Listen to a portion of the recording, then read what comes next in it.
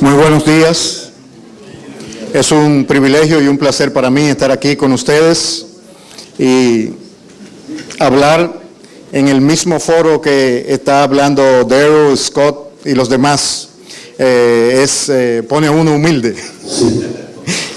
En esta mañana vamos a hablar sobre la iglesia transformando la sociedad a partir de las ideas y el modelo de la Reforma Protestante del siglo XVI. Y yo podría decir que más bien hablaremos de Dios transformando la sociedad a través de la iglesia. Una de las cosas que debemos recordar es que quien es supremo... El camarógrafo necesita la luz porque no se ve.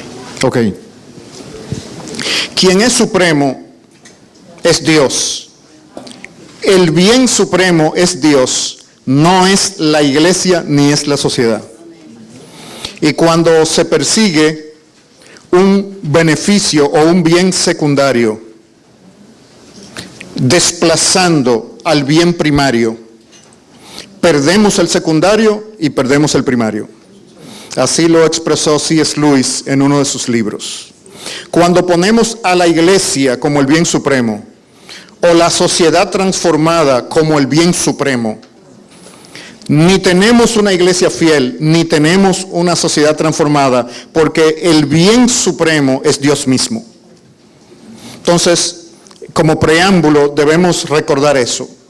Aunque nosotros estamos muy interesados en ver una iglesia fiel, en ver una sociedad transformada, no debemos olvidar que el máximo bien es la gloria de Dios y perseguirla es el objetivo, no la iglesia, no la sociedad transformada. Esos son bienes secundarios y terciarios. Y si los ponemos en orden, entonces con el favor y el poder de Dios podemos lograrlos. Entonces vamos a ver la transformación de la sociedad a partir de la iglesia usando el modelo de la Reforma. Inicialmente quisiera hacer una cita de Abraham Kuyper. En 1987, durante el 25 aniversario de su trabajo como editor de la revista The Standard, el doctor Kuyper dijo: un deseo ha sido la pasión gobernante de mi vida. Un alto motivo ha actuado como una espuela sobre mi mente y mi corazón. Y más temprano que tarde, debo procurar satisfacer esta sagrada necesidad puesta sobre mí, no sea que el aliento de vida me falle. Que a pesar de toda oposición mundana, las santas ordenanzas de Dios sean establecidas de nuevo en el hogar, en la escuela y en el Estado, para el bienestar de todo el pueblo. Labrar, por así decirlo, en la conciencia de la nación las ordenanzas del Señor, de las cuales la Biblia y la creación son testigos, hasta que la nación rinda de nuevo homenaje a Dios. Yo creo que el deseo de transformar la sociedad que a nosotros nos anima fue bien expresado por el doctor Kuyper allá en el siglo XIX y sigue siendo el ansia de todos los creyentes a través de las generaciones. Algo importante también que nosotros debemos recordar, como dice George Grant en su libro El mandato de Miqueas, una buena teología invariablemente producirá un buen jardín. Una buena teología invariablemente producirá un buen jardín. Y hay presuposiciones detrás de esa declaración. Y es que una cosmovisión bíblica es la base de una buena teología. Una buena teología presupone una cosmovisión. Todas las teologías presuponen alguna línea dentro del cristianismo. Y a veces nosotros no exploramos cuáles son las presuposiciones que están detrás de nuestra teología.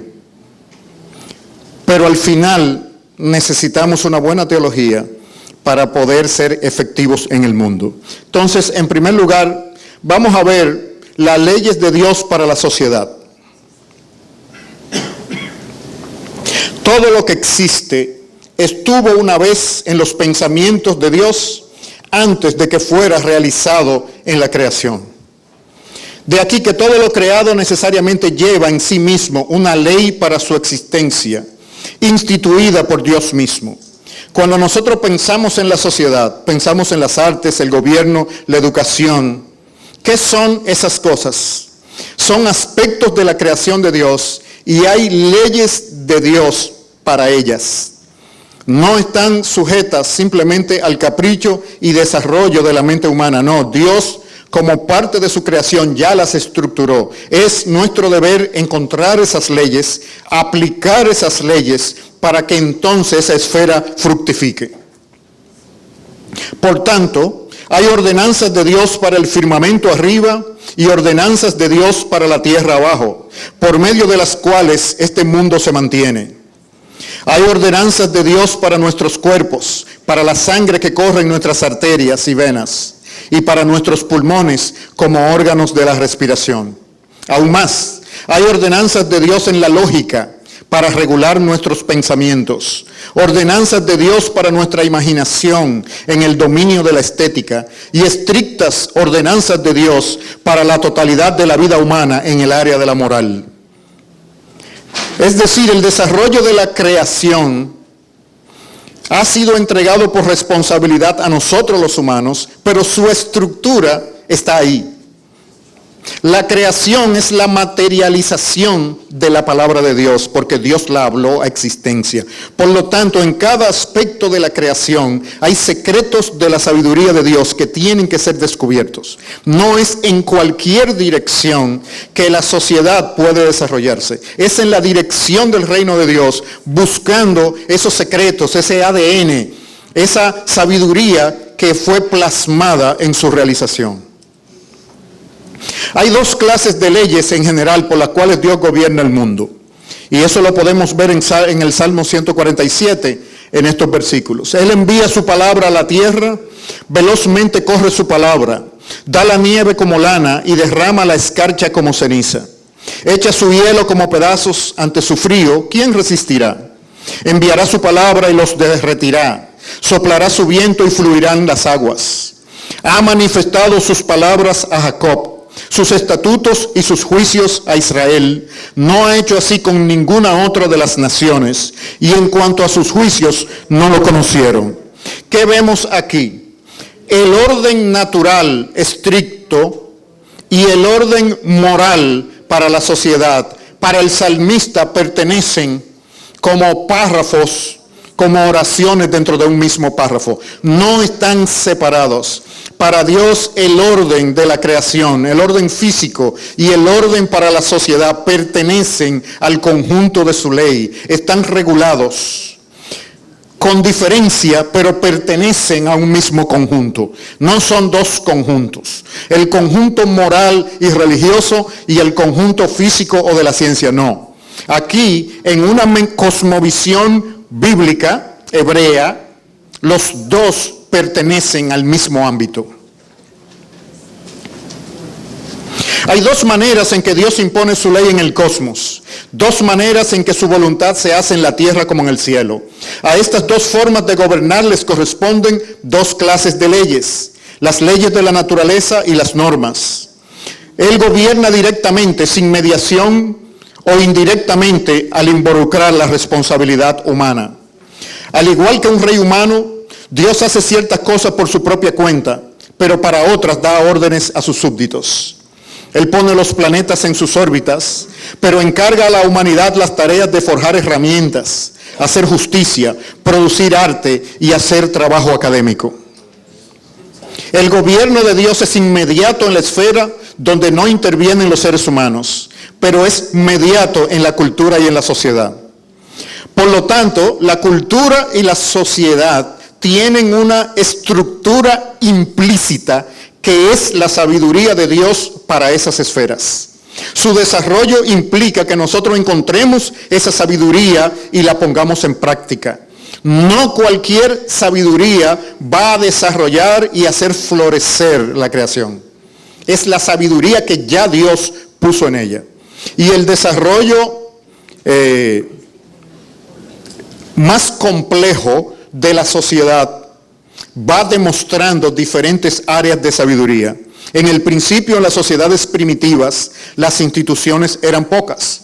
Prácticamente el gobierno, la religión, la educación estaban concentrados. Pero a medida que las sociedades se han ido diversificando, han ido demostrando más colores en ese rayo de luz que se llama la creación. Y esa diversificación lo que está demostrando es una mayor sabiduría de Dios para la sociedad. Por lo tanto, cuando hablamos de transformar la sociedad, estamos hablando de encontrar las normas de Dios en los aspectos de esa sociedad para hacerla florecer. No es en cualquier dirección y no es con cualquier tipo de sabiduría. La sabiduría mundana de que habla Santiago en su epístola no nos va a llevar al florecimiento y al desarrollo de la sociedad. Hablamos de la iglesia transformando la sociedad. Miremos un par de imágenes de la iglesia. ¿Qué es la iglesia? Mas vosotros sois linaje escogido, real sacerdocio, nación santa, pueblo adquirido por Dios, para que anunciéis las virtudes de aquel que os llamó de las tinieblas a su luz admirable. La iglesia no es un edificio ni es una corporación. Bíblicamente no es una corporación, aunque la mayoría de las iglesias evangélicas, los pastores tienden a verla como una compañía, una corporación. No, es una comunidad de personas. Para la Biblia, la iglesia es la comunidad de personas redimidas que se reúnen ahí. No el edificio, no la organización. Y haber exportado o importado principios corporativos del área de los negocios a la iglesia hace que la mayoría de los líderes de las iglesias piensan y ven a la iglesia como una institución, como una organización. Se necesita cierto nivel de organización, pero la iglesia en sí es una comunidad de personas. Como las naciones no son el gobierno del Estado, las naciones son las personas. El gobierno del Estado existe como un orden para asegurar el bienestar de los ciudadanos. No es el gobierno, son los ciudadanos los que forman la nación. Asimismo, es la comunidad de personas los que forman la iglesia, no el liderazgo y no la organización corporativa de la iglesia. Citando al teólogo africano Bediako, la Gran Comisión trata sobre el discipulado de las naciones. Esto es, sobre la conversión de las cosas que hacen a un grupo de personas ser una nación. La cosmovisión, los patrones de pensamiento, las actitudes, el idioma, los hábitos y la conducta. En resumen, las prácticas que caracterizan su cultura, su sociedad y su economía. La Gran Comisión necesariamente implica la transformación de la sociedad. Es de hecho un mandato transformador en estructura, en esencia. Discipular una nación es transformar una nación. Por lo tanto, el mandato de Dios, el propósito de Dios es transformar las naciones. ¿Para qué? Para Dios gobernar los asuntos humanos a través de humanos. El propósito de Dios es gobernar la sociedad, pero a través de seres humanos, retomando el mandato cultural de Génesis 1:28. Entonces nosotros debemos entender cuál es nuestra tarea. Ahora, el cristianismo transformó en una época de su larga historia a la iglesia y a la sociedad. Digo a la iglesia porque el cristianismo, la iglesia y la sociedad caen solas si el cristianismo es fiel y es genuino. El cristianismo no necesita ayuda, ni de la iglesia ni de la sociedad. Nosotros solamente tenemos que practicarlo en el poder del Espíritu Santo y según los mandamientos de Jesucristo y sus ordenanzas. El resto Él lo hace solo. Entonces, no es tanto reformar la iglesia o transformar la sociedad, sino practicar un cristianismo genuino. De eso que se trata la cosa. El problema es que el cristianismo de nuestra época no es genuino, está diluido, está deformado, está fuera de foco, está desbalanceado. No es que está haciendo todo mal, sino que está desequilibrado. Y ese desequilibrio produce beneficios, evangelización, mucha gente, pero deja áreas sin desarrollar que pertenecen al reino de Dios para que esa gloria de Él se manifieste. ¿Cuáles eran las condiciones disfuncionales de la iglesia en el tiempo de la Reforma? Bajo la jerarquía de Roma, la iglesia y el mundo fueron puestos la una contra el otro. La una como santificada y el otro bajo la influencia de demonios. Si se parece mucho al entendimiento moderno evangélico de algunas ramas del cristianismo, fíjense qué viejo. El hecho de pensar que el mundo pertenece al diablo y que la iglesia está santificada no es nuevo ni tiene un siglo. Estamos hablando de cristianismo medieval. El exorcismo eliminaba este poder demoníaco de todo lo que estaba bajo la protección, influencia e inspiración de la iglesia. De aquí que en un país cristiano la vida social completa debía estar cubierta por las alas de la iglesia. El magistrado tenía que ser ungido y estar confesionalmente atado. El arte y la ciencia tenían que estar bajo la censura y estímulo eclesiástico. La industria y el comercio tenían que estar amarrados a la iglesia mediante la atadura de los gremios. Y desde la cuna hasta la tumba, la vida familiar estuvo bajo la iglesia como su guardiana. Este fue un esfuerzo gigantesco de reclamar el mundo entero para Cristo, lo cual es un objetivo loable. ¿Pero con qué método? No es que la iglesia de Roma era maliciosa, tenía un gran objetivo: colocar todos los poderes temporales bajo el reino de Dios. Pero la iglesia era el reino de Dios en esa concepción teológica y lo sigue siendo.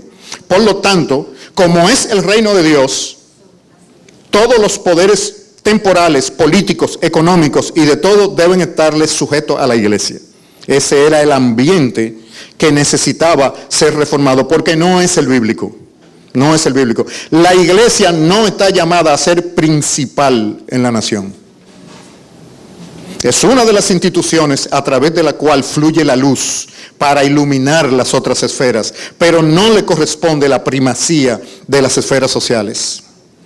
Como resultado natural, el mundo corrompió a la iglesia y por su dominio sobre el mundo, la iglesia se convirtió en un obstáculo al libre desarrollo de cada aspecto de la vida. Eso pasó en la Edad Media, pero en la iglesia evangélica pasa dentro de la iglesia.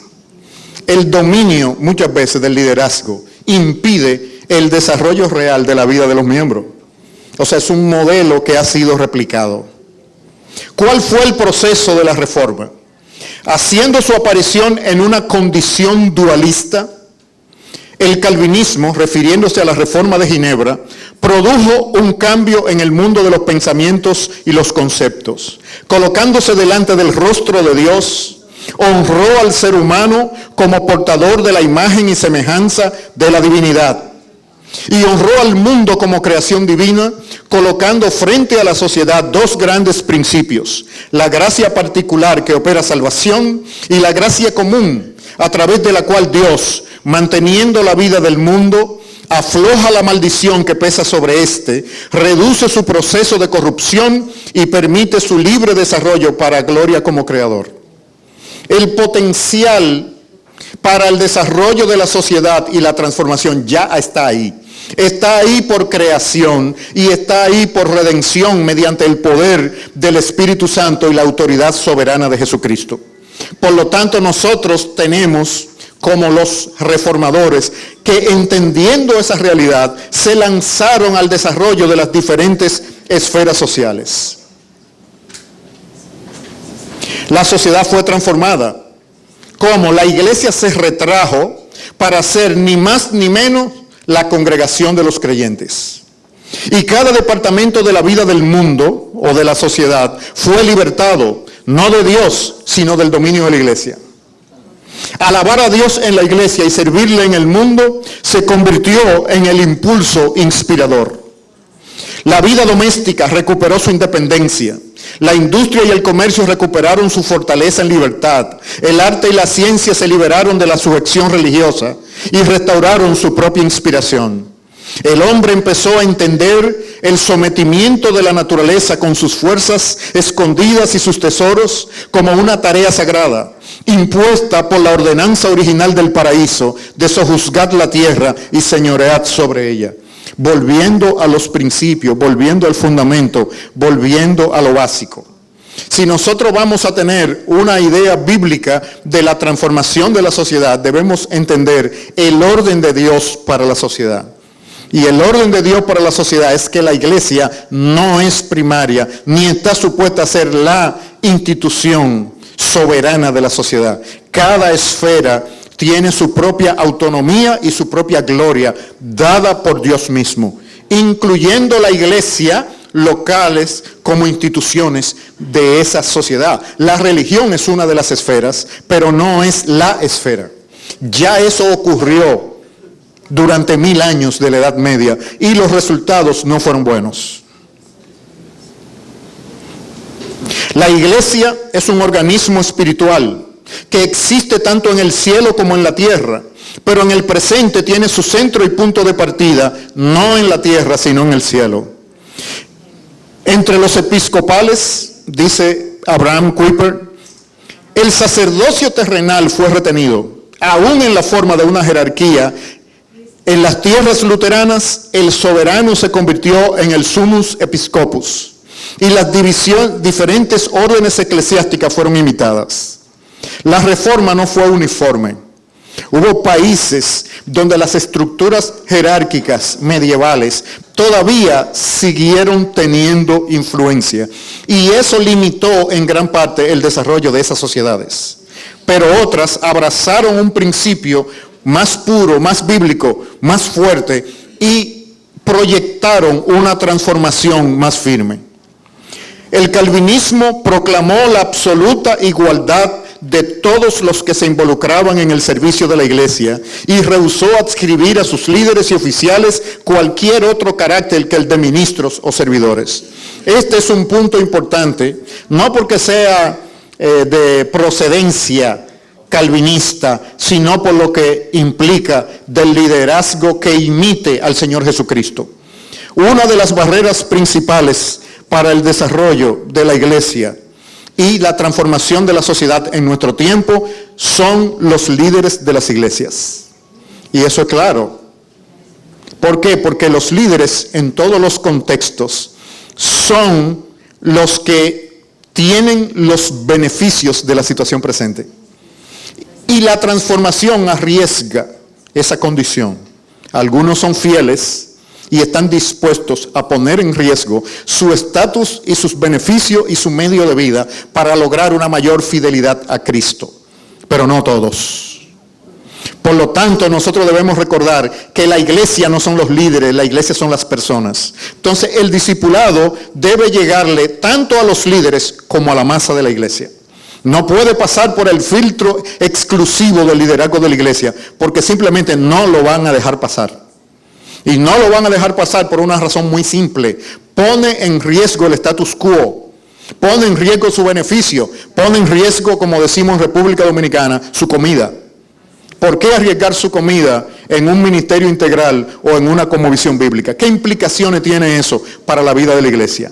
¿Qué implicaciones tiene para la vida de la iglesia discipular los miembros para que sean personas libres? Para que tengan libertad de conciencia delante de Dios y para que aprendan que la libertad de un humano implica una sujeción únicamente a Dios. Y por razón de la sujeción a Dios, nos sujetamos a las autoridades temporales humanas siempre y cuando éstas se mantengan legítimas. Porque cuando la autoridad no es legítima, por conciencia nos liberta de sujetarnos a ella. Y eso empezando en la familia. ¿Qué esposo le va a decir a su esposa? Mira, la autoridad como cabeza de esta familia que yo tengo es para tú sujetarte a mí, depende de que yo cumpla mi propósito como esposo. Si no, tú quedas libre de no someterte a mí. Si tú consideras a conciencia que yo no estoy cumpliendo mi propósito. ¿Qué esposo se va a parar a decirle a su esposa eso? ¿Qué pastor se va a parar a decirle eso a su congregación? De que yo soy un servidor. Y cuando yo no cumpla los propósitos para los cuales Dios me puso a mí, ustedes están libres de no obedecerme. Eso es lo que enseña la Biblia. ¿Cuándo ustedes han oído ese mensaje? Yo nunca lo he oído. Nunca. Si no es estudiando libros antiguos, nunca. ¿Por qué? Claro, son estructuras de poder, son estructuras de opresión. La caída utiliza todas las estructuras que fueron creadas para servir a Cristo, para producir lealtades alternativas, para que produzcamos lealtades a sistemas y a personas y no a Jesucristo. Eso tiene que ser alterado en un proceso de reforma. Los creyentes fueron transformados. El calvinismo modificó la estructura de la sociedad, no mediante la envidia de las clases, ni por una desmedida estima de las posesiones de los ricos, sino mediante una más seria interpretación de la vida. Por medio de mejores trabajos y un más alto desarrollo del carácter, las clases media y trabajadora provocaron el celo de la nobleza y de los ciudadanos más ricos. Piensen por un momento lo que Kuyper estaba diciendo ahí. ¿Saben qué produjo la enseñanza fiel de la palabra de Dios? Nobleza en las personas comunes y corrientes. Nobleza. En la historia siempre la aristocracia y los líderes han disfrutado de las oportunidades de desarrollarse personalmente. No siempre la han usado, pero han tenido la oportunidad. ¿Saben qué produce la predicación efectiva de la palabra de Dios?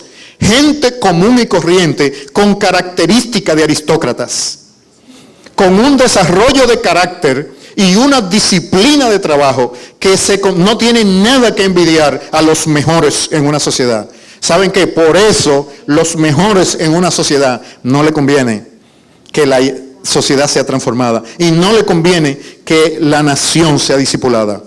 ¿Saben por qué? Porque les va a obligar a gobernar a personas libres. Y las personas libres pueden ser dirigidas, pero no pueden ser esclavizadas. Ese fue un principio político que surgió de aquí. Entonces, el discipulado de las naciones tiene su riesgo. Tiene su riesgo.